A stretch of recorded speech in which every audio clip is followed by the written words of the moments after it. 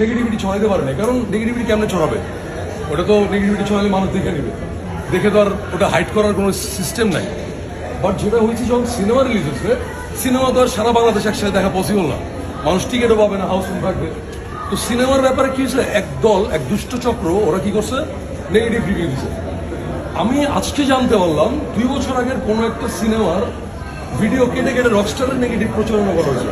Actually ওই ভিডিওটা রকস্টারেরই না, ওই সিনেমার রিভিউটা ছিল সম্ভবত 2 বছর আগে কোনো একটা সিনেমা, আমি সিনেমাটার নামটা নিতে চাচ্ছি না, বাট ওই সিনেমাটা ওই যে থুতু মারতেছে যে ভিডিওটা রকস্টারের ভিডিওই না, রকস্টারের শোই না, ওটা 2 বছর আগের শো। তো ওরা কি করছে, এখন সিনেমা তো আর হলে চলতেছে, সিনেমা তো অনলাইনে না। আচ্ছা, আমি একটা খারাপ কথা বললাম, যাচাই করার জন্য একজন দেখে নেবে, এত পসিবল না। তো কি করছে, ওই দুষ্ট লোকগুলি বাংলা সিনেমারে নিচে নামানোর জন্য, নট অনলি রুশুর সিনেমা, নট অনলি সাকিব খানের সিনেমা, পুরা গোটা বাংলা সিনেমাকে নিচে নামানোর জন্য এই জিনিসটা করছে।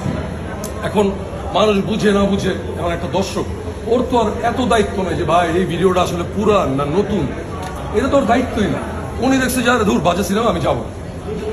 সো ফার্স্ট আপনি একটু এক জায়গায় রাইট, আমি নার্ভাস ছিলাম যে ভাই এত দারুণ একটা সিনেমা বানাইলাম, আমার সিনেমার মেকিং ইন্টারন্যাশনাল, এটা কেউ ডিনাই করতে পারবে না। আমার সিনেমার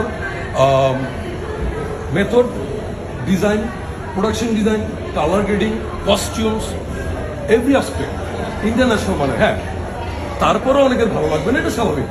এখন ভালো না লাগা আর অ্যাটাক দুই জিনিস।